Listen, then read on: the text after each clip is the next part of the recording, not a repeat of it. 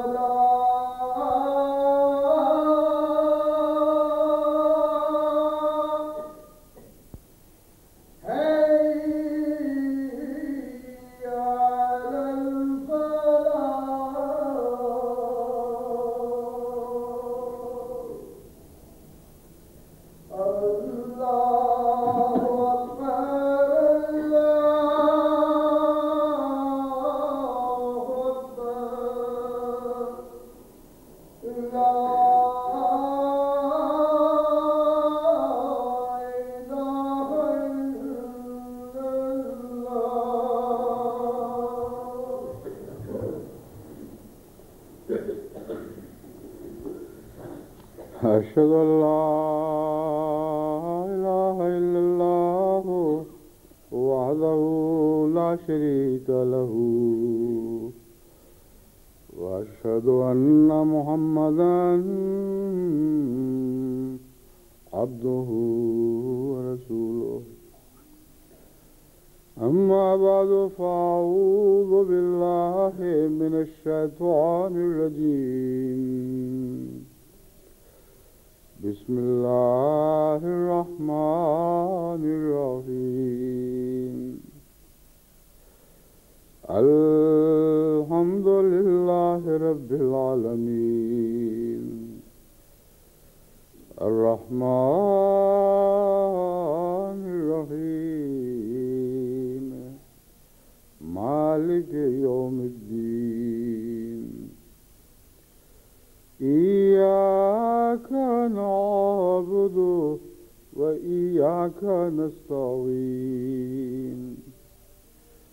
اهدنا الصراط المستقيم صراط الذين أنعمت عليهم غير المغضوب عليهم ولا الضالين.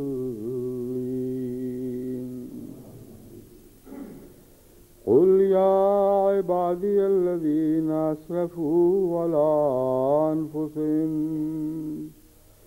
لا تقنطوا من رحمة الله إن الله يغفر الذنوب جميعا إنه هو الغفور الرحيم. وأنيبوا إلى ربكم وأسلموا له من قبل أن يأتيكم العذاب ثم لا تنصرون واتبعوا أحسن ما أنزل إليكم من ربكم من قبل أن يأتيكم العذاب بغتة وأنتم لا تشعرون أن تقول نفس يا حسرة على ما فرطت في جنب الله وإن كنت لمن الساخرين أو تقول لو أن الله هداني لكنت من المتقين أو تقول حين ترى العذاب لو أن لي كرة فأكون من المحسنين. سورہ زمر آیات 54 تا 59. ان آیات سے متعلق جو خطاب مجھے آپ سے کرنا ہے اس سے پہلے میں ایک دو اور امور کی طرف متوجہ ہونا چاہتا ہوں. گزشتہ عید کے روز جو میں نے اپنی بچی عزیزہ طوبہ کا نکاح پڑھایا تھا اس میں ان کے بننے والے دلہا بشیر احمد کے دادا نانا حضرت نواب محمد عبداللہ خان صاحب سے متعلق بات کرتے ہوئے میں نے کہا تھا مجھے یقینی طور پر یاد نہیں کہ آپ صحابی ہیں. یہ تو قطعی طور پر علم تھا کہ آپ صحابہ کی عمر کے تھے، یعنی اگر صحابی آپ کی رویت ہو جاتی اور حضرت مسیح علیہ السلام کو آپ دیکھ لیتے اور آپ ان کو دیکھ لیتے تو صحابی بن سکتے تھے، کیونکہ حضرت پھوپھی جان سے آپ کی عمر کا کافی فرق تھا. اور حضرت پھوپھی جان کی حضرت مسیح موعود علیہ السلام کی وصال کے وقت 4 سال عمر تھی. تو ظاہر ہے کہ صحابیت کی عمر تو تھی اور امکان موجود تھا، لیکن مجھے قطعی طور پر یاد نہیں تھا کہ آپ کو قادیان آ کر حضرت مسیح علیہ السلام کی صحبت کی توفیق ملی بھی کہ نہیں. جیسا کہ پہلے بھی بعض صحابہ کے متعلق میں بیان کر چکا ہوں، عمر تو رہی مگر صحابیت کی توفیق نہیں ملی. اس سلسلے میں مولوی دوست محمد صاحب نے جیسا کہ میں نے ہدایت دی تھی کہ مجھے فوری طور پر اطلاع بھیجی جائے واقعات دیکھ کر، انہوں نے جو تحریری اطلاع کی ہے وہ کہتے ہیں کہ نواب محمد عبداللہ خان صاحب رضی اللہ تعالیٰ عنہ کے ہاتھ کا دسمبر 1959 کا اپنے ہاتھ سے لکھا ہوا خط، جی 1959 خط تو 1800 میں کہاں سے بھیج دینا، 1959 تو پیدا بھی نہیں ہوئے تھے. اپنا ایک مکتوب جو انہوں نے 1959 میں غالباً اس شعبے کو بھیجا ہے جس نے صحابہ کا ریکارڈ رکھنا ہوتا ہے، اس میں وہ کہتے ہیں کہ تحریر ہے میں اس سیر میں بھی تھا جس میں حضور علیہ السلام کے ساتھ 700 افراد سیر کے لیے جلسے کے موقع پر گئے تھے. ریتی چھلے میں ایک لسوڑے کا درخت تھا، حضور اس کے نیچے ٹھہرے اور فرمانے لگے کہ اب اس قدر احباب کی تعداد ہے کہ چلا نہیں جاتا. غالباً یہ آخری جلسہ سالانہ حضور کے زمانے کا تھا. بس مائیت بھی نصیب ہوئی اور واقعہ پوری طرح یاد تھا، اس لیے آپ کو صحابہ میں شمار کرنے میں کوئی بھی تردد نہیں ہونا چاہیے. بس آپ صحابہ ہی میں شامل تھے، اس لیے اب ان کے متعلق میں نے رضی اللہ تعالیٰ عنہ کی دعا ساتھ شامل کر دی ہے. اسی طرح ایک اور حضرت مرزا بشیر احمد صاحب کا ایک حوالہ بھی بھیجا ہے.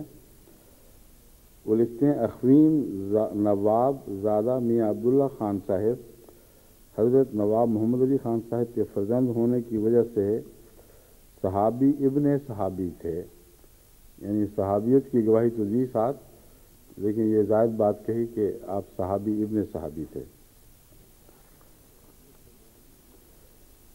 ایک امر تصحیح طلب ان معنوں میں ہے کہ تاریخی نقطۂ نگاہ سے ایک غلط فہمی پیدا ہو سکتی ہے جسے دور کرنا ضروری ہے۔ مکرم امیر صاحب جماعت احمدیہ کراچی رحمہ اللہ کے وصال پر جو میں نے بیان کیا تھا کہ آپ نواب محمد عبداللہ خان صاحب کے بعد امیر ہوئے، اور اس لحاظ سے بڑی بھاری ذمہ داری تھی جو اسی معیار پہ جماعت کو رکھنا تھا جس معیار پہ وہ چھوڑ گئے تھے۔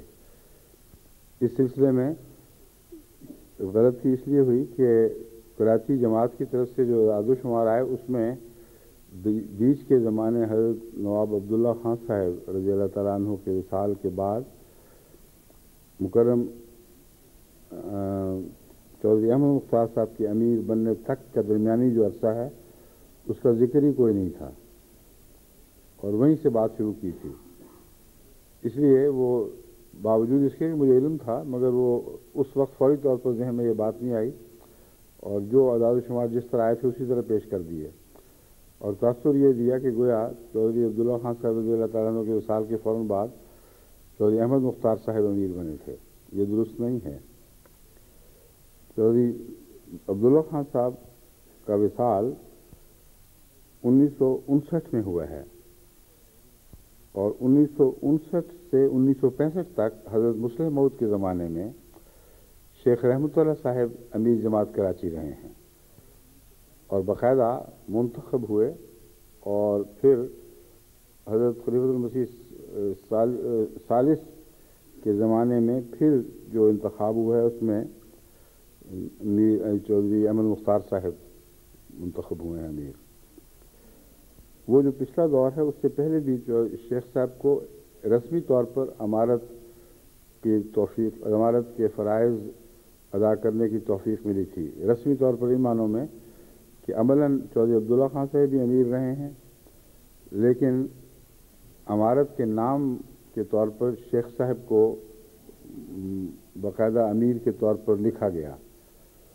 اس کی حکمت یہ تھی کہ 53-54 میں جو حالات تھے وہ بہت سنگینی اختیار کر گئے تھے، اور چودھری عبداللہ خان صاحب کے چودھری ظفراللہ خان صاحب کے بھائی ہونے کی حیثیت سے اور حکومت کے ایک اعلیٰ عہدے پر فائز ہونے کی وجہ سے آپ کے معاملات میں حکومت کی دخل اندازی کا زیادہ احتمال تھا، اور اس بنا پر آپ کو خدمت سے بھی الگ کیا جا سکتا تھا، کیونکہ اس سے پہلے ایک باقاعدہ صدر کا فیصلہ جاری کیا جا چکا تھا کہ کوئی بھی اعلیٰ عہدے کا ملازم کوئی دینی مناصب پر نہیں ہوگا۔ اس قسم کا کچھ حکم تھا، جو اس کے الفاظ تو یاد نہیں، مگر اس حکم کے تابع ان کی حفاظت کی خاطر مکرم شیخ رحمت اللہ صاحب کو حضرت مسلم موعود نے امیر مقرر کیا، اور بحیثیت امیر حکم وہی جاری کرتے تھے، عملاً وہی ساری باتیں کہتے تھے، مگر جو ادب کا تقاضا تھا اس کے پیش نظر چودھری صاحب کے مشورے پر ہی چلتے تھے۔ تو اس طرح ایک ظاہر فرائض انجام دینے کی حیثیت سے امیر بھی رہے، اور عملاً چودھری عبداللہ خان صاحب معزول نہیں ہوئے بلکہ ان کو مشورہ جاری رہا۔ یہ حقیقت ہے جسے جو تاریخی حقیقت ہے، اسے درست کرنا ضروری تھا، کیونکہ میرے خطبے سے غلط تاثر پڑ سکتا تھا، اس لیے مجھے وضاحت سے بات پیش کرنی پڑی۔ اب میں ان آیات کی طرف آتا ہوں۔ قل یا عبادی الذین اسرفوا علی انفسہم۔ رمضان گزرا ہے، اس میں بہت موقع ملا جماعت کو توبہ کا، استغفار کا، گناہ جھاڑنے کا، اپنے نفوس کے وضو کا اور ان کے غسل کا بھی، اور بہت ہی خوش نصیب ہیں وہ جو رمضان سے دھل کے پاک صاف ہو کر نکلے ہیں۔ کچھ ایسے بھی ضرور ہوں گے، کیونکہ 100% قوم کی اصلاح تو ممکن ہی نہیں ہے۔ کوئی نبی ایسا نہیں جس کے زمانے میں کسی قوم کی اس کی زندگی ہی میں 100% اصلاح ہو چکی ہو۔ اس لیے ایک جاری جد و جہد ہے، ایک جہاد ہے جس میں ہم نے ہمیشہ مصروف رہنا ہے۔ جب تک خدا کا بلاوا نہ آ جائے ہمیں لازماً جد و جہد کرنی ہے کہ ہم میں سے ہر ایک ایسا خوش نصیب ہو جائے کہ مرنے سے پہلے وہ ابرار میں لکھا جائے اور اس کے تمام گناہ بخشے جا چکے ہوں۔ اس تعلق میں یہ آیت ہے جو ایک خوشخبری لے کر آئی ہے، مگر ایک تنبیہ بھی لے کر آئی ہے۔ اللہ تعالیٰ فرماتا ہے قل یا عبادی الذین اسرفوا علی انفسہم لا تقنطوا من رحمت اللہ، اے وہ لوگوں جنہوں نے اپنے نفوس پر اسراف کیا ہے۔ یہاں عام گناہ مراد نہیں، حضرت مسیح موعود علیہ السلام اس کے ترجمے میں فرماتے ہیں یعنی گناہ کبائر میں ملوث ہوئے ہیں، جو بڑے سے بڑے گناہ ہیں وہ بھی کر بیٹھے ہیں۔ لا تقنطوا من رحمت اللہ، اللہ کی رحمت سے مایوس نہ ہو۔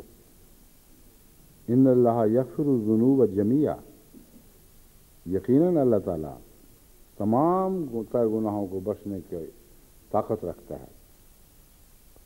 انہ هو الغفور الرحیم، یقیناً وہی تو ہے جو بہت بخشنے والا اور بار بار رحم فرمانے والا ہے۔ اس آیت کے نتیجے میں جو یہ احساس ہوتا ہے ایک عام معافی کا اعلان ہے، ہر گناہ گار بخشا گیا، یہ احساس غلط ہے، درست نہیں ہے، کیونکہ بخشے جانے کے امکان کے دروازے کھولے گئے ہیں، ہر شخص کے بخشے جانے کا اعلان نہیں ہوا۔ اس لیے بعض صوفیاء یا صوفیاء مزاج لوگ یہ سمجھتے ہیں بس یہ آیت ہو گئی اور ہمیں کسی عمل کی ضرورت نہیں، سب کبائر بھی بخشے گئے، سب صغائر بھی بخشے گئے، اللہ بہت غفور الرحیم ہے۔ جب گناہوں سے باز رکھنے کی طرف ان کو متوجہ کیا جاتا ہے تو اللہ بڑا غفور الرحیم ہے، ہر گناہ بخش دے گا۔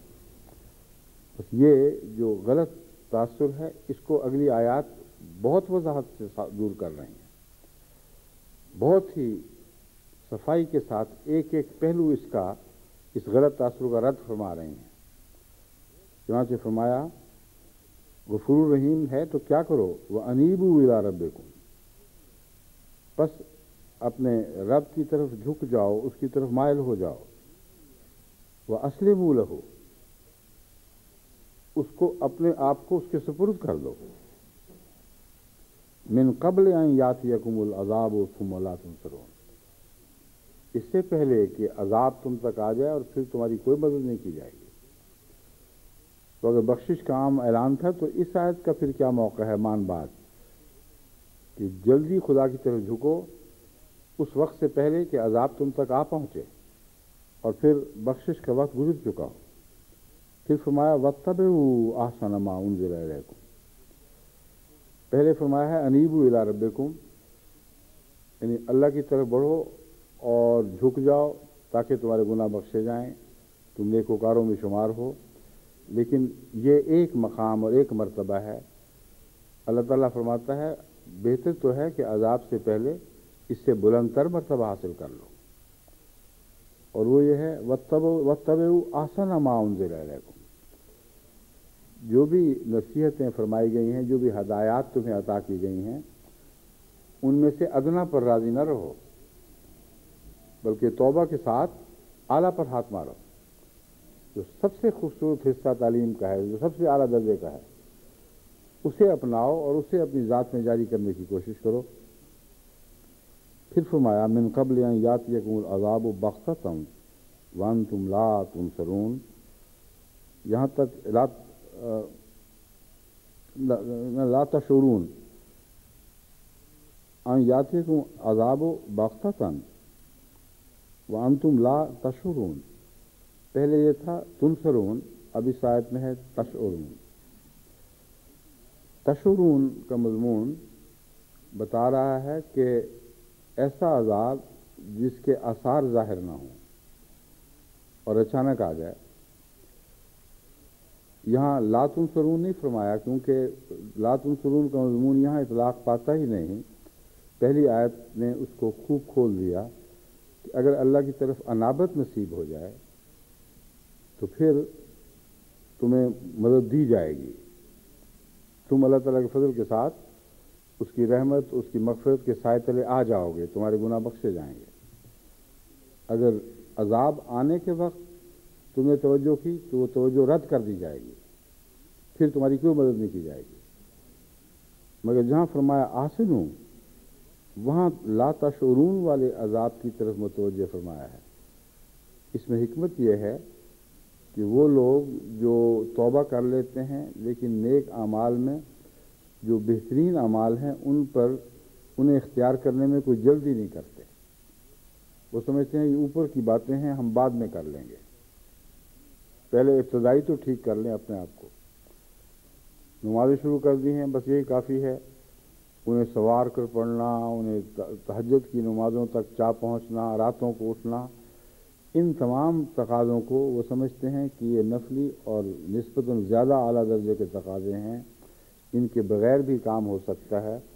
اس لیے وہ نفس کی کمزوری کی وجہ سے ٹالتے چلے جاتے ہیں. آہستہ آہستہ ہم بڑھ ہی رہے ہیں، آج نہیں تو کل حاصل کر لیں گے یہ باتیں. تو اس کی طرف اللہ تعالیٰ متوجہ فرما رہا ہے کہ جو آسن کا حاصل کرنا ہے یہ بہت بڑی بات ہے. پہلی بات سے تمہیں تقویٰ تو نصیب ہو جائے گا، مگر ادنیٰ درجے کا تقویٰ. اور جب تم توبہ کے بعد بہترین حصے پر عمل کی کوشش کرو گے تو تمہارے وجود کی کیا پلٹ جائے گی. اور اس سے پہلے کہ خدا کی کو پکڑ ظاہر ہو جائے جس کو تم محسوس نہ کرو، یعنی وقت تمہارا موت کا وقت آ پہنچے یا عذاب عام ظاہر ہو جائے، اس وقت سے پہلے تم بہترین عمل کر لو. اب یہاں ایک اشکال ہے جس کا دور کرنا ضروری ہے. وہ لوگ جو توبہ کر لیتے ہیں، کیا جب عذاب کا وقت آتا ہے اگر وہ آسن پر ہاتھ نہ ڈال رہے ہوں تو کیا عذاب کے نیچے آئیں گے؟ یہ سوال پیدا ہوتا ہے. ورنہ آیت کریمہ ایک غیر ضروری بات تو نہیں فرما سکتی. پہلی آیت کے ساتھ اس کو ملا کر پڑھیں تو یہ سوال اٹھتا ہے کہ انیبو کا مطلب تھا اگر کہ توبہ کر لو، خدا کی طرف متوجہ ہو جاؤ، اور خدا نے وعدہ فرما دیا کہ پھر عام بخشش کے اندر تم داخل ہو جاؤ گے، تو آسنو اس سے اگلا قدم ہے. اگر احسان نہ کر سکے تو کیا اچانک عذاب میں مبتلا ہو جائے گا؟ یہ ہے جو اشکال اس سے پیدا ہوتا ہے اور دور کرنا ضروری ہے. عذاب کی جو نوعیت ہے بغتتاً اور اچانک، یہ بعض دفعہ قومی عذاب کے طور پر نازل ہوا کرتا ہے، جس میں نیک بھی جس طرح گھن کے ساتھ آٹا بھی پس جاتا ہے، گندم کے دانے بھی پس جاتے ہیں، اس طرح وہ یعنی گندم کے دانوں کے ساتھ گھن بھی پس جاتا ہے. اسی طرح وہ ہر شخص بیچ میں وہ کچھ نہ کچھ مبتلا ضرور ہو جاتا ہے. عام قومی عذاب آ رہے ہیں، مصیبتیں پڑ رہی ہیں، سیلاب آ رہے ہیں، طوفان آ رہے ہیں، بے اطمینانی ہو رہی ہے، گھر گھر ڈاکے پڑ رہے ہیں، بچے چوری ہو رہے ہیں، ہر طرف ظلم کا دورہ ہے. وہ جو عذاب ہے وہ آتا تو بدوں پر ہے، اور بد ہی اس کے ذمہ دار ہیں. لیکن بسا اوقات ہم دیکھتے ہیں کہ نیک لوگ بھی بیچارے اس میں زخمی ہوتے ہیں، کسی نہ کسی پہلو سے وہ دکھ اٹھا لیتے ہیں.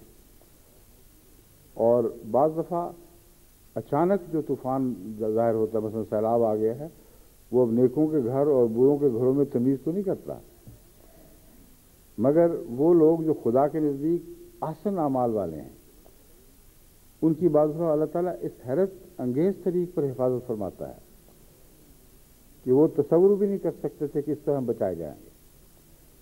چنانچہ پاکستان میں جو بد اطمینانی کی حالت ہے، اس میں کئی دفعہ بعض نیک لوگ بھی بتاتے ہیں کہ ہم بھی مشکل میں مبتلا ہوئے، ہمیں بھی ڈاکوؤں نے لوٹا، ہمارے گھر بھی داخل ہوئے. تو ایک بات تو یہ نظر آتی ہے کہ اس اگلی بد حالت سے وہ پھر بھی بچا لیے گئے ہیں جو بعض دوسروں کے اوپر عائد کی گئی، یعنی عورتوں کی بے عزتی، بچوں پر ظلم و ستم، اور کسی طرح ان ڈاکوؤں کے ہاتھ رک گئے اور وہ آخر حد تک نہیں پہنچے. یہ تو عام خدا تعالیٰ کا ایک خاص فضل ہے جو جماعت پر دکھائی دے رہا ہے. لیکن کچھ ایسے لوگ بھی ہیں جن کے متعلق کوئی وجہ نہیں نظر آتی کہ کیوں بچ گئے. وہ حالات نے گھیرا ڈال لیا تھا، ان کا بچنا دکھائی نہیں دیتا تھا. وہ لکھتے ہیں کہ اس طرح خدا تعالیٰ کے فضل کے ہاتھ نے ہمیں بچا لیا کہ حیرت زدہ رہ گئے. یہ وہ احسان والے لوگ ہیں جن کو بغتتاً عذاب بھی نہیں چھوئے گا. کئی دفعہ ایسا ہوا کہ سیلاب سے ایک دن پہلے وہاں سے منتقل ہو گئے ہیں، یہ اور ایسا ذریعہ بن گیا کہ خدا تعالیٰ نے ان کو وہاں سے بچا لیا اور نقصان سے بچا لیا۔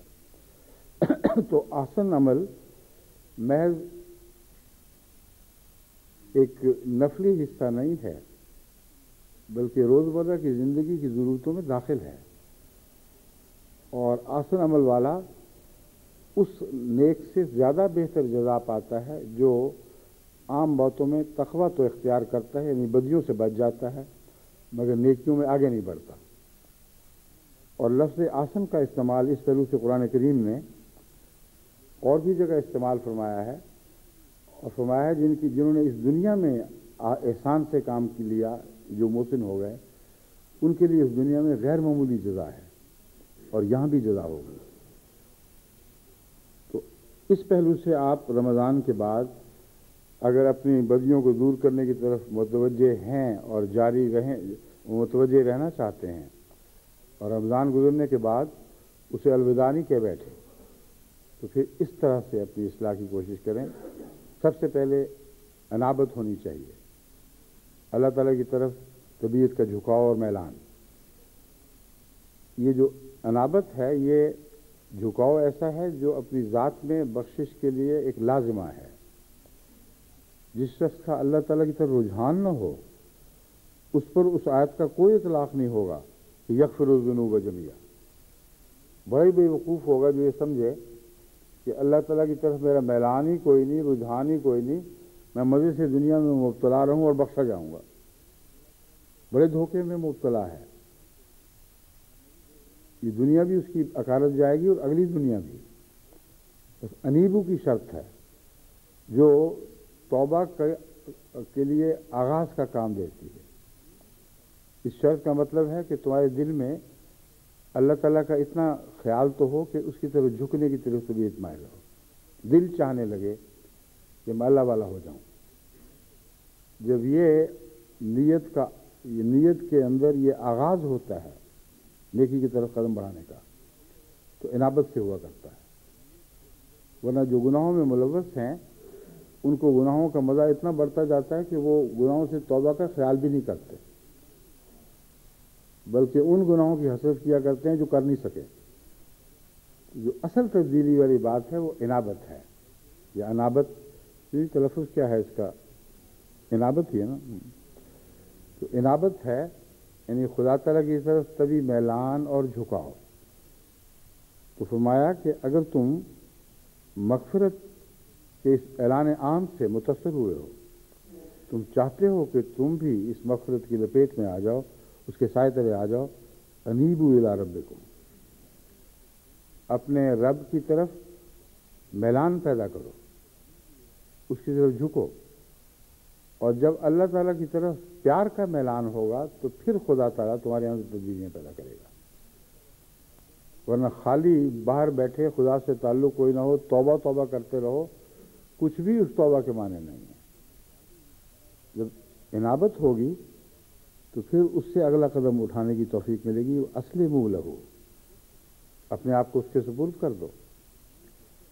اگر پیار نہیں ہے، محبت نہیں ہے، تو انسان سپرد کیسے کر سکتا ہے؟ یہ تو ناممکن ہے۔ انسان اپنے آپ کو اسی کے سپرد کیا کرتا ہے جس سے محبت ہو جائے۔ تو انیبو میں جو محبت کا مضمون ہے وہ کھول کر بیان کرنا ضروری تھا۔ محبت کے ذریعے اللہ تعالیٰ کی طرف جھکو اور اس کی طرف اس کے سپرد اپنے آپ کو کرتے چلے جاؤ، اور سپردگی میں مغفرت کا مضمون ایک نئی شان کے ساتھ داخل ہے۔ سپردگی اس موقع پر یہ معنی رکھتی ہے کہ تم اپنی طاقت سے تو اپنے گناہ جھاڑ نہیں سکتے، اپنی طاقت سے تو اپنی برائیاں دور نہیں کر سکتے۔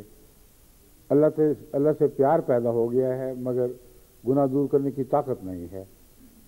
تو اسلموا ان معنوں میں کہ اللہ کو کہو ہم تو تیرے ہو گئے ہیں، تیرے سپرد اپنے آپ کو کر رہے ہیں، اب تو ہی ہے جو ہماری مغفرت کا سامان فرمائے۔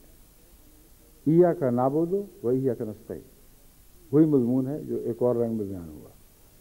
ہم نے جو فیصلہ کر لیا ہے کہ تیری عبادت کریں گے اور تیرے سوا کسی کی نہیں کریں گے، تو بڑا مشکل کام ہے۔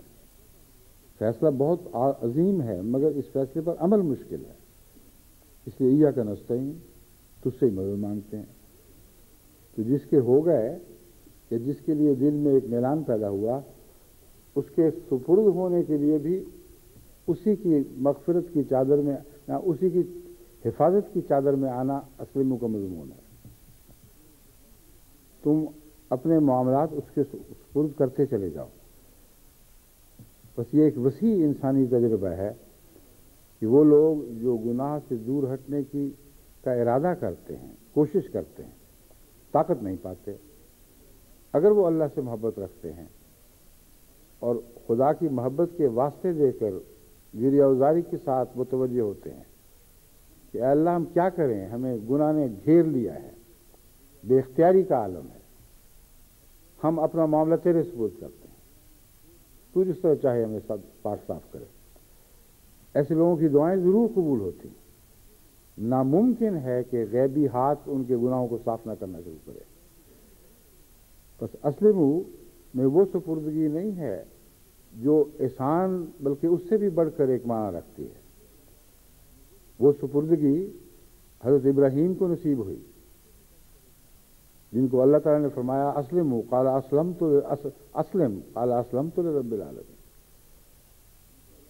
اپنے آپ کو سپرد کر دو۔ میں کہا میں تو ہو چکا ہوں تیرا سارا کے سارا۔ وہ گناہوں سے بچنے والا مضمون نہیں، یہاں گناہوں سے بچنے والا مضمون ہے، اس لیے موقع محل کے مطابق اسلموا کے معنی کیے جائیں گے۔ اپنے معاملات اللہ کے حوالے کرو، مگر دیانتداری و خلوص کے ساتھ اس کی محبت کے نتیجے میں اپنی بے اختیاری، اپنی بے بسی کو اس کے حضور پیش کرتے ہوئے کہہ دو اب ہم تیرے ہو گئے۔ سپردم بتو مائے خویش را تو دانی حساب کم و بیش را، یہ وہ مضمون ہے جو یہاں اسلموا میں بیان ہوا کہ اے اللہ ہم نے تو اپنا سارا معاملہ تیرے حوالے کر دیا۔ تو دانی حساب کم و بیش را، تو جانتا ہے کم کیا ہے اور زیادہ کیا ہے، ہمارے پاس تو اس سے زیادہ کچھ نہیں ہو سکا، ہم سے تو اس سے زیادہ کچھ نہ ہو سکا، جو تھا وہ تیرے حضور حاضر کرتے ہیں۔ تو اس طرح جو بخشش ہے وہ اللہ تعالیٰ کی سپردگی میں ہوتی ہے، اس کی حفاظت میں ہوتی ہے، اس کی طاقت کے تابع ہوتی ہے، اس کی طاقت کے سہارے ہوتی ہے۔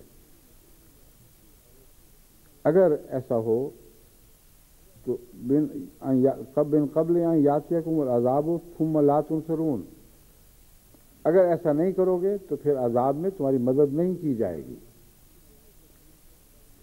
عذاب سے کلیتاً بچانے کا مضمون نہیں ہے یہاں، کسی بھی تکلیف میں تمہاری مدد نہیں کی جائے گی، مگر اگر تم یہ اختیار کر لو گے، تقویٰ کیا یہ معیار قائم کر لو گے، اس معیار پر پورے اترو گے تو عذاب آئے گا بھی تو ہم تمہیں ضرور مدد دیں گے۔ اور یہ وعدہ جو ہے یہ ایک عام وعدہ ہے جو بلا استثناء ہمیشہ ان مسلمانوں کے حق میں جو اپنے آپ کو خدا کے سپرد کرتے ہیں ضرور پورا کیا جاتا ہے۔ تو جماعت احمدیہ اس سے استفادہ کرے۔ یہ زمانہ تکلیفوں کا اور عذابوں کا زمانہ ہے، سب دنیا میں بے چینی پھیل گئی ہے، ہر جگہ سے امن اٹھ رہا ہے، طرح طرح کی مشکلات درپیش ہیں۔ وہ امراض جو پہلے دب گئی تھیں وہ پھر اٹھ کھڑی ہوئی ہیں، یعنی بدنی امراض بھی اور اخلاقی امراض بھی اور تمدنی امراض بھی۔ اب دیکھیں یہاں جس طرح وہ تعصبات قومی تعصبات کا بھوت سر اٹھا رہا ہے، چند سال پہلے اس کو آپ تصور بھی نہیں کر سکتے۔ ہر قوم میں بے چینی ہے، ایک بے قراری ہے، اس کا اظہار وہ اس طرح کرتے ہیں کہ معصوموں پر ظلم کرتے ہیں۔ اور یہ عجیب انداز ہے اس زمانے کا کہ ہر وہ چیز جو انہیں بے چین کرتی ہے اس کے نتیجے میں دوسروں کو اور بھی زیادہ بے چین کر دیتے ہیں۔ اسی زمانے کو اللہ تعالیٰ فرماتا ہے گھاٹے کا زمانہ، نقصان کا زمانہ، جو عمل کرو ٹیڑھا کرو، جو بات کرو الٹی کرو۔ تو اس زمانے میں اگر بچنا ہے تو انیبو الی اللہ کے ذریعے اللہ تعالیٰ کی طرف متوجہ ہوں، اس کی محبت کا آغاز کر دیں۔ ایک دم تو تمام تر محبت اللہ تعالیٰ سے نہیں ہو سکتی، اس کا خیال دل میں آنا شروع ہو جائے، یہ احساس پیدا ہونا شروع ہو جائے کہ اللہ کے بغیر تو کچھ بھی نہیں ہے۔ یہ خلا محسوس ہو کہ ہمیں خدا تعالیٰ کی جو محبت محسوس ہونی چاہیے تھی وہ محسوس نہیں ہو رہی. نمازیں خالی ہیں، ذکر خالی ہے، دن رات دنیا کے کاموں میں لگے ہوئے ہیں، لیکن بار بار دھیان اللہ کی طرف نہیں جاتا. اس مرض کو دور کریں اور اللہ تعالیٰ کا پیار پیدا کرنے کی کوشش کریں.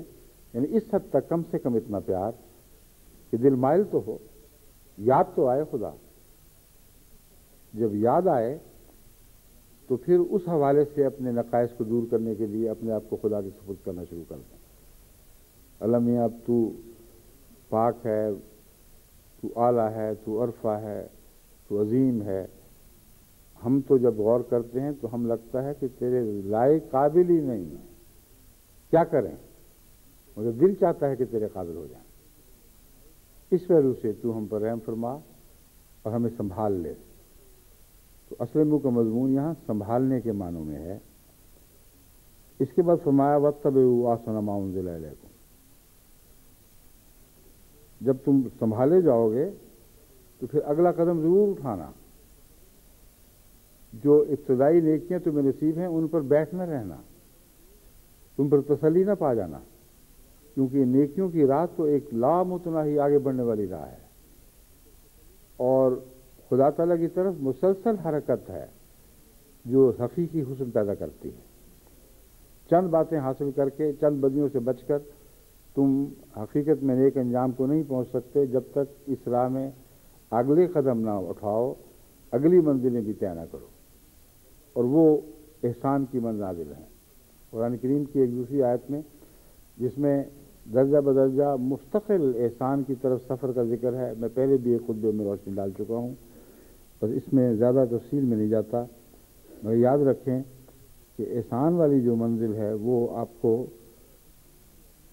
ایسے عذاب سے بھی بچائے گی جس کا تصور بھی نہیں کر سکتے.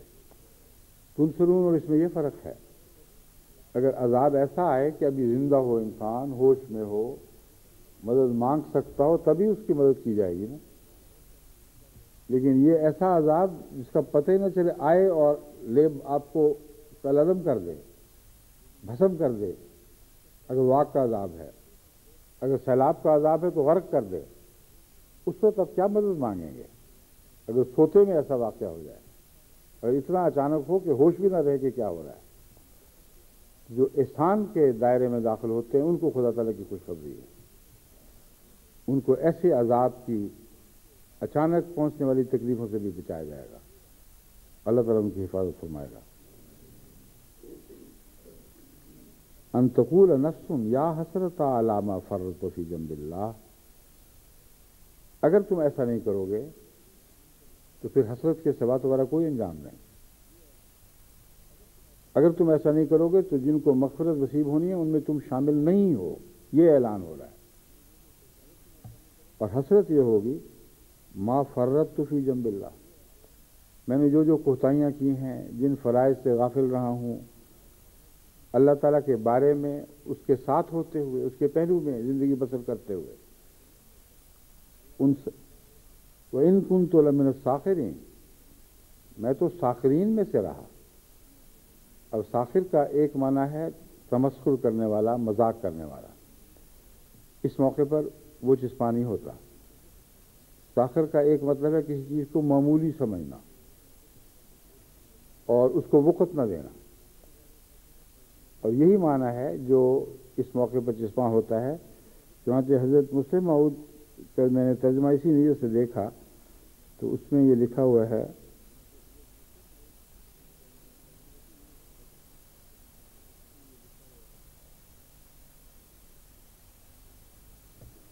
ساخرون والی آیت کا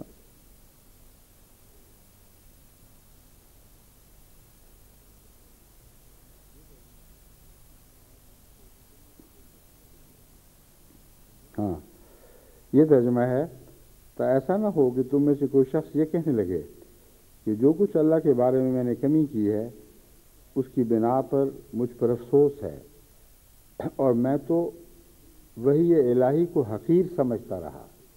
ساخرین کا ترجمہ آپ نے حقیر ہی فرمایا ہے، مگر وحی الہی کو بریکٹ میں رکھا ہے، یعنی ایک معنی اس کا یہ ہے. ساخرین کا تعلق لازم نہیں کہ وحی الہی سے ہو.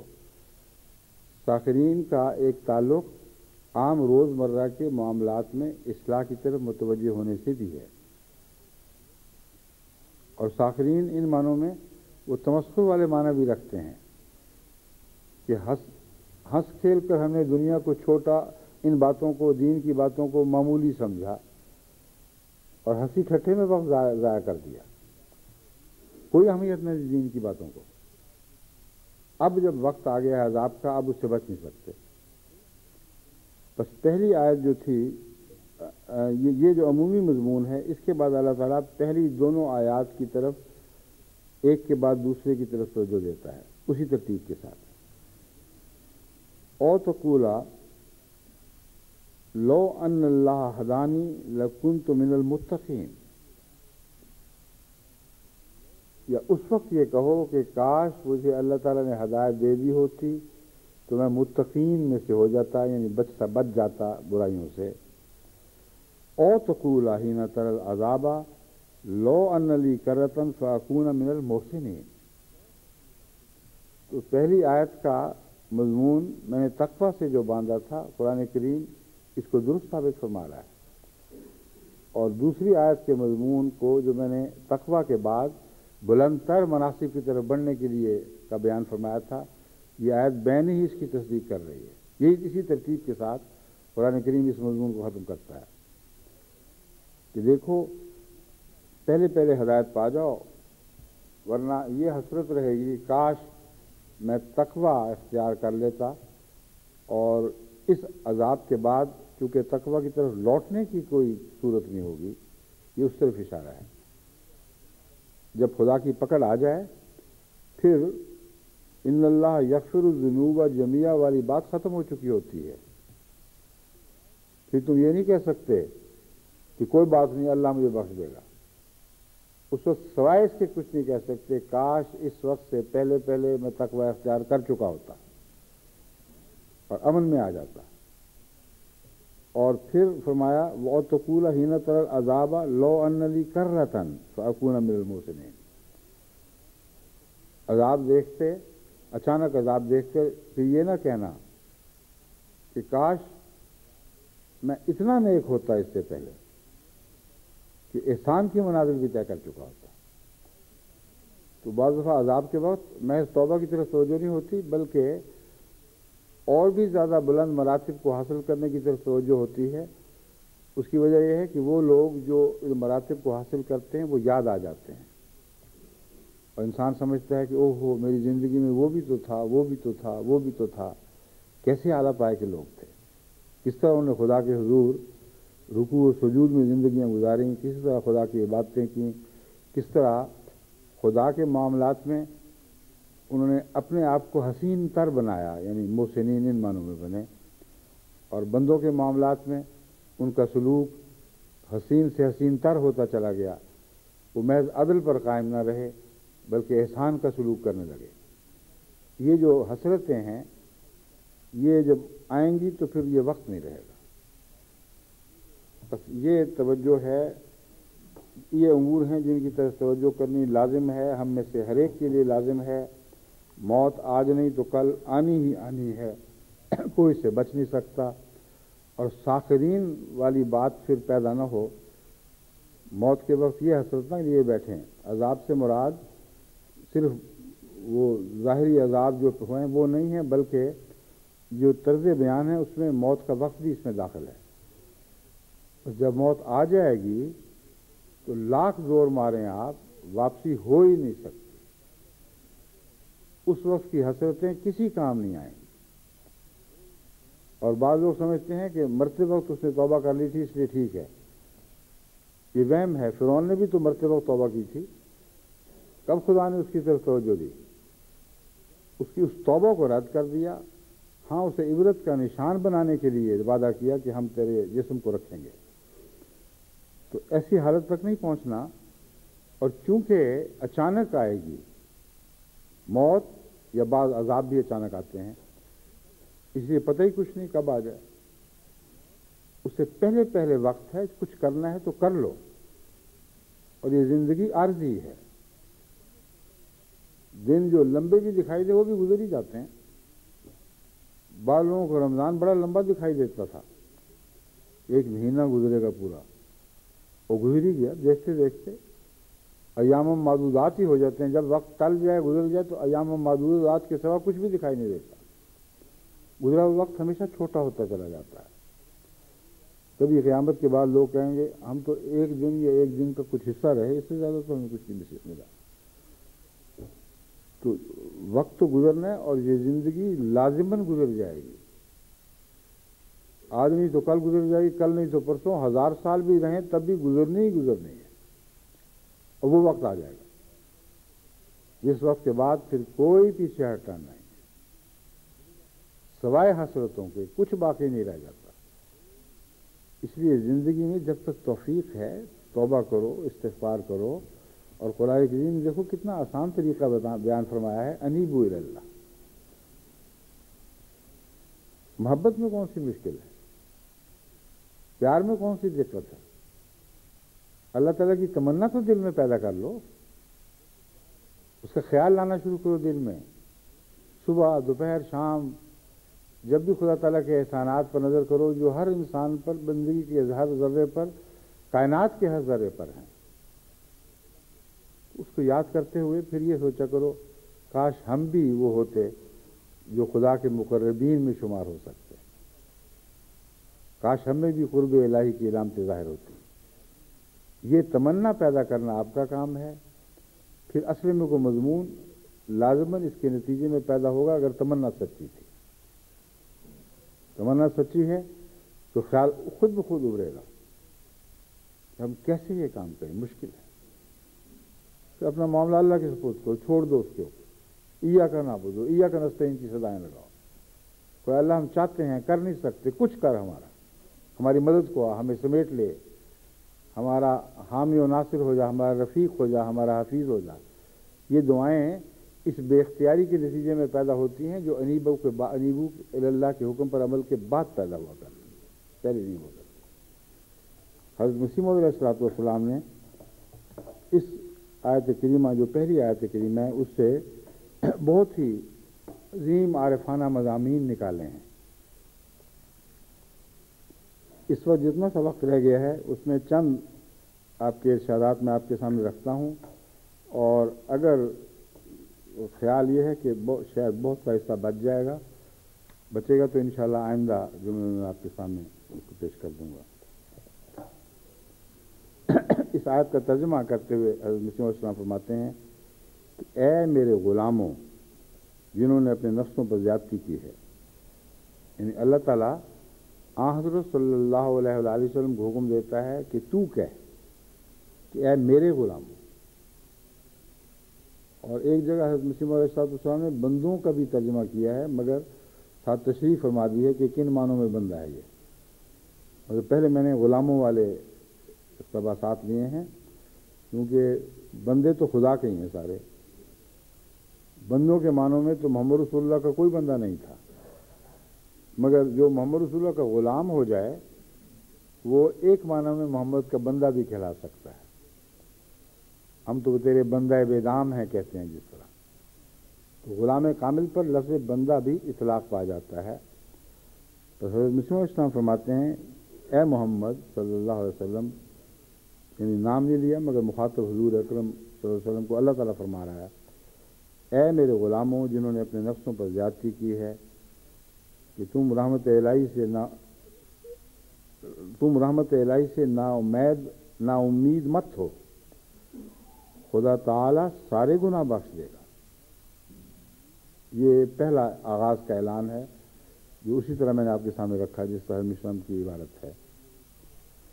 اب اس آیت میں بجائے قل یا عباد اللہ کے، جس کے معنی ہے کہ کہہ اے خدا تعالیٰ کے بندو، یہ فرمایا قل یا عبادی، یعنی کہہ کہ اے میرے غلاموں. یہاں بندہ کی بجائے غلاموں کا لفظ استعمال فرمایا ہے. اس طرز کے اختیار کرنے میں بھید یہی ہے کہ یہ آیت اس لیے نازل ہوئی ہے کہ تا خدا تعالیٰ بے انتہا رحمتوں کی بشارت دے گئے. یہ وہ لطیف معرفت کا نقطہ ہے جو کسی مفسر نے حضرت مسیح موعود علیہ السلام کے سوا بیان نہیں کیا. اور میں محمد رسول اب خود بخود خدا کہہ سکتا تھا اے میرے بندو میں سارے گناہ بخش دوں گا، لیکن امید کے لیے کوئی نمونہ تو سامنے ہو، بے انتہا رحمتوں کا کوئی نشان تو ہو. حضرت مسیح موعود علیہ السلام فرما رہے ہیں اس وجہ سے محمد رسول اللہ کو حکم دیا تو کہہ دے کہ خدا ان بندوں کو تو اس طرح دکھائی نہیں دے رہا جیسے تو ان کو دکھائی دے رہا ہے، اور جو بیچارہ گناہگار اور ادنا حالتوں میں ہے اس کو ویسے بھی خدا دکھائی نہیں دے سکتا، یعنی اپنے نشانات اور اپنی صفات کے ذریعے بھی دکھائی نہیں دیا کرتا. لیکن نبی کا وجود ایسا ہے کہ وہ ناممکن ہے کہ نظر نہ آئے. اس کے حسن تو اس کے مخالفین، اس کے معاندین کو بھی دکھائی دے رہا ہوتا ہے. تو امید کو پوری طرح مستحکم اور قائم کرنے کے لیے حضرت مسیح موعود علیہ السلام فرماتے ہیں کہ محمد رسول اللہ کے ذریعے اعلان کروایا ہے. وہ مجسم رحمت سامنے کھڑا تھا، وہ ایسی رحمت تھی جو آنکھوں سے دکھائی دیتی تھی. اندھے بھی جانتے تھے کہ رحمان ہے اور رحیم ہے، یعنی خدا کے تابع اس کی صفات رکھنے والا انسان ہے. فرمایا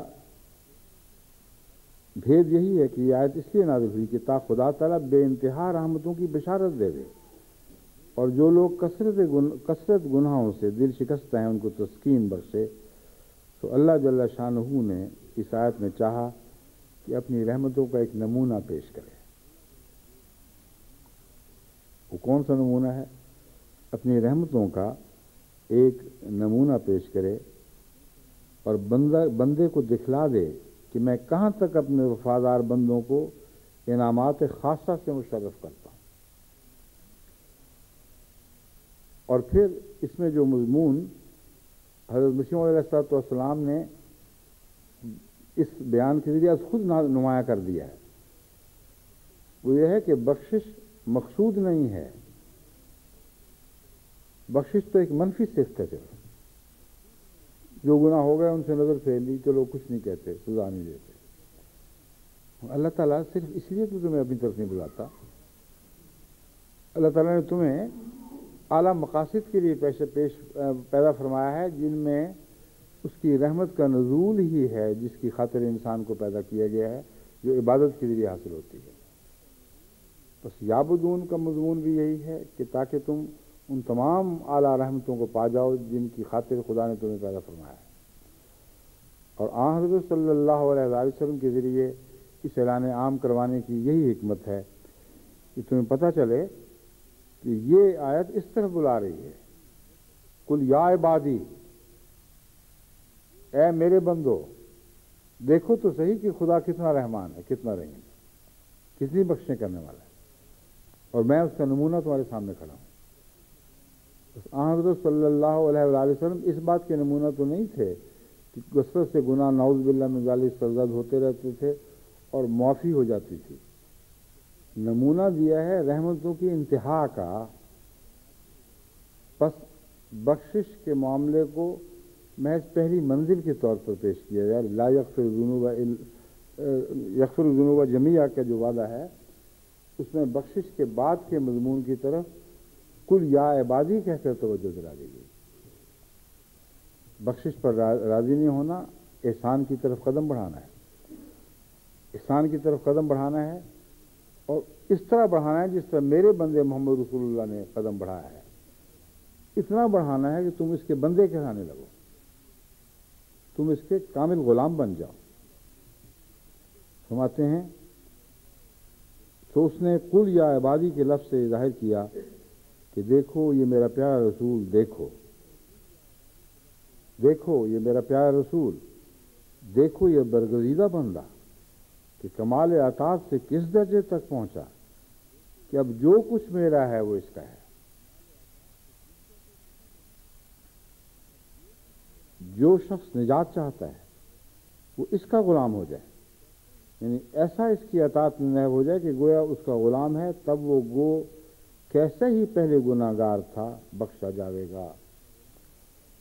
بخشش بھی مشروط ہے حضرت صلی اللہ علیہ وسلم کی اطاعت کاملہ سے، اور یہ اطاعت کاملہ نصیب تو رفتہ رفتہ ہوتی ہے، مگر اس کا رجحان جو ہے وہ اصل منہ سے بنتا ہے۔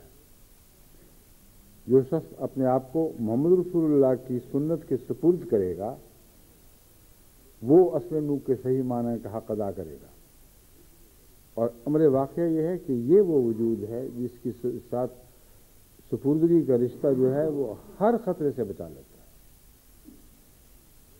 کوئی انسان دنیا میں ایسا پیدا نہیں ہوا، خواہ وہ نبی ہو یا غیر نبی، جس کی حفاظت میں آ کر انسان ہر قسم کے خطرات سے ایسے بچ سکتا ہے جیسے حضرت اقدس محمد مصطفیٰ صلی اللہ علیہ وآلہ وسلم کی حفاظت میں آنے سے انسان خطرات سے بچتا ہے۔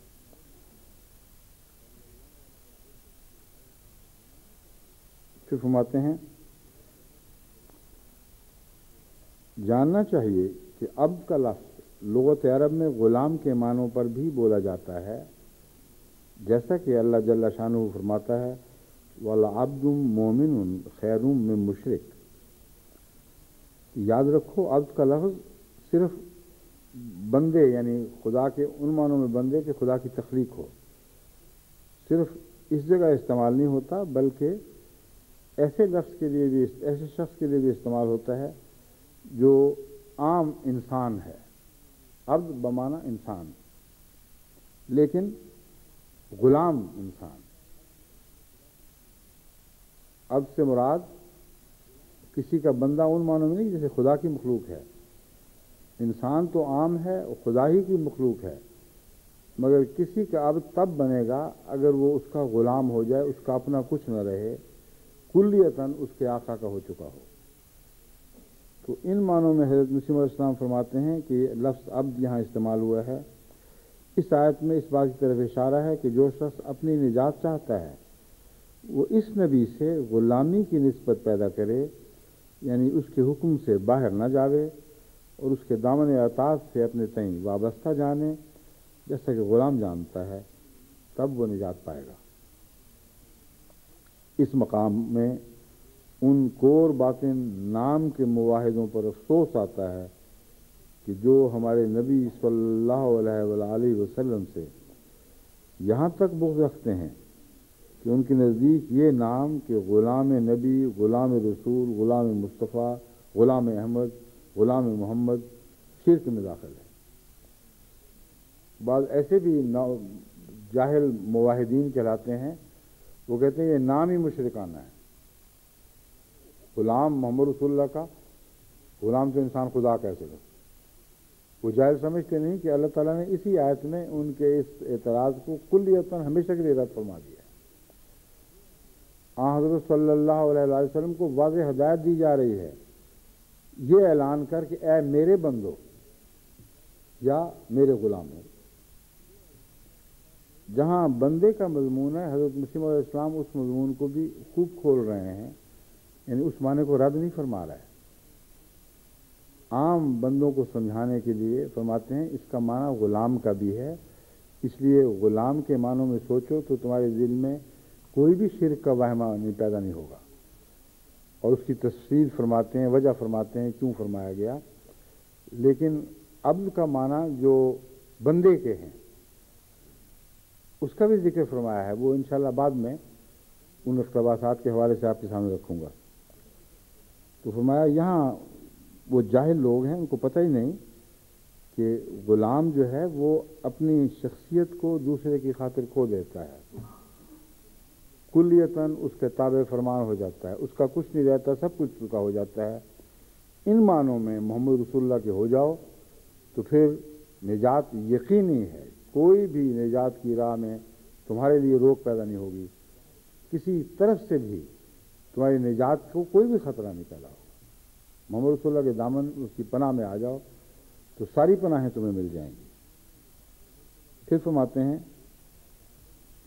اور چونکہ عبد کے مفہوم میں یہ داخل ہے کہ ہر ایک آزادگی اور خود روی سے باہر آ جائے اور پورا متبع اپنے مولا کا ہو، اس لیے حق کے طالبوں کو یہ رغبت دی گئی کہ اگر نجات چاہتے ہیں تو یہ مفہوم اپنے اندر پیدا کریں۔ اب اس مفہوم میں داخل ہو کر تو ایک بہت بڑا ایک ذمہ داری کا مقام آنکھوں کے سامنے اٹھ کھڑا ہوتا ہے۔ فرماتے ہیں اپنی ہر آزادی کو محمد رسول اللہ کے قدموں میں ڈال کے اس آزادی سے فارغ ہو جاؤ، ہر خود روی سے باہر آ جاؤ، اپنی مرضی کرنے کے جو رجحانات پائے جاتے ہیں یہاں تو ہم اپنی کریں گے، ان سب سے، ان کے دائروں سے باہر آ جاؤ اور پورے متبع اپنے مولا کا ہو، یعنی محمد رسول اللہ ان معنوں میں تمہارے مولا ہوں کہ ان کی کامل اطاعت کے اندر دائرے میں داخل ہو۔ حق کے طالبوں کو یہ رغبت دی گئی کہ اگر نجات چاہتے ہو تو یہ مفہوم اپنے اندر پیدا کریں۔ بس میں امید رکھتا ہوں کہ ان آیات کریمہ کی اس تفسیر سے جو حضرت مسیح موعود علیہ السلام کے اقتباسات کے حوالے سے میں نے کی ہے، آپ استفادہ کریں گے اور توجہ کریں گے، اپنے چھوٹے بچوں کو بھی متوجہ کریں۔ انابت کا جو معاملہ ہے وہ بچپن سے ہی شروع ہونا چاہیے۔ وہ سب بچے جن کے دل میں بچپن ہی، وہ سب بڑے یا بوڑھے بھی کہہ دینا چاہیے، جن کے دل میں بچپن میں کوئی رمق اللہ کی محبت کی تھی، بچپن میں خیال آیا کرتا تھا کہ ہم اللہ والے ہوں، ان کو اللہ تعالیٰ گھیر گھار کے لے آیا کرتا ہے۔ ان میں سے کسی کو بد انجام میں نے نہیں دیکھا۔ بدیوں میں مبتلا ہونے کے باوجود پھر آخر ان کی آخری منزل وہی ہوتی ہے جو خدا کی اطاعت کی منزل ہے۔ تو اپنے بچوں پر رحم فرمائیں، ان کو بچپن ہی سے انابت کا مضمون سکھائیں، اور جو بے راہ رو ہیں ان کو سختی سے مشکل مقامات کی طرف بلانے کی بجائے انابت کے ذریعے ان کے دل میں داخل ہوں۔ اس کے لیے ہر دروازہ کھلا رہتا ہے۔ تو خدا کے لیے کبھی تو اللہ کی سوچا کرو، کبھی تو اس کی طرف جھکنے کی توجہ پیدا کرو، کبھی تو اس کی طرف مائل ہوا کرو۔ یہ آواز جو ہے شاید ہی کوئی بدبخت ہو جو اس کو رد کرے۔ تو اللہ تعالیٰ ہمارا حامی و ناصر ہو۔ میں ان معنوں میں اس رمضان کی خیر و برکت کو اپنے لیے دائمی کرنے کی توفیق بخشے۔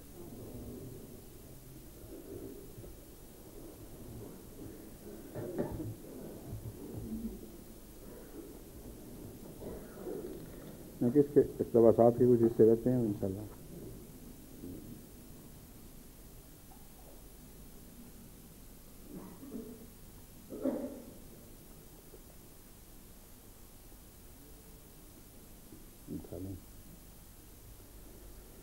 الحمد لله نحمده ونستعينه ونستغفره ونؤمن به ونتوكل عليه ونعوذ بالله من شرور أنفسنا ومن سيئات أعمالنا من يهده الله فلا مضل له ومن يضلله فلا هادي له ونشهد أن لا إله إلا الله وحده لا شريك له ونشهد أن محمدا عبده ورسوله عباد الله رحمكم الله إن الله يأمر بالعدل والإحسان وإيتاء ذي القربى وينهى عن الفحشاء والمنكر والبغي يعظكم لعلكم تذكرون اذكروا الله واذكركم